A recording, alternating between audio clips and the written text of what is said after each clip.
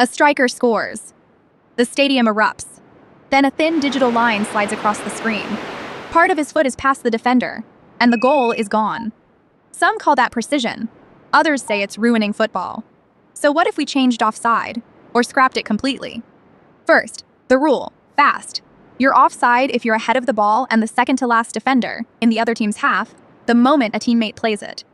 Just standing there isn't a foul. Getting involved is. That one invisible line shapes almost everything on the pitch. So remove it.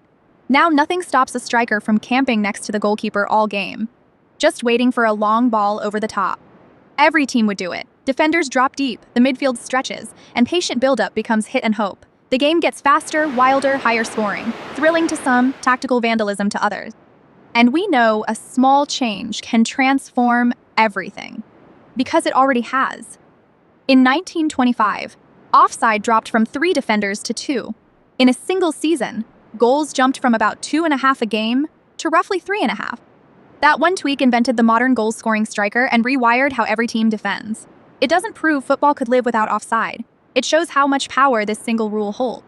But today's argument isn't really about removing offside. It's about how precisely we now enforce it.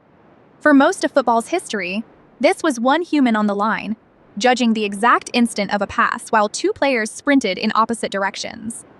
Margins this tight were impossible to even see. Not anymore.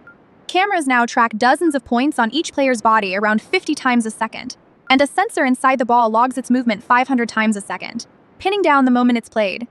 Supporters say that means fewer mistakes, faster calls, one standard for everyone. If a player is offside even slightly, then the answer is simply offside. But critics see a different problem. A striker can gain almost no real advantage and still lose a goal because a knee, a shoulder, or a toe crossed an invisible line. The machine isn't inventing that call. It's applying the law exactly as written. But was the law ever meant to be measured this finely? One fix is Arsène Wenger's daylight rule. You'd stay onside as long as any part of your body that can legally score is still level with the defender. More goals, fewer toenail offsides. But the close calls don't disappear. They just move from the front of the attacker to the back. So football has a choice. Keep the current line and accept that millimeters decide goals. Shift it toward attackers. Hand more of the call back to the referee. Or rethink offside completely and risk changing the sport itself. Technology can tell us exactly where the line is.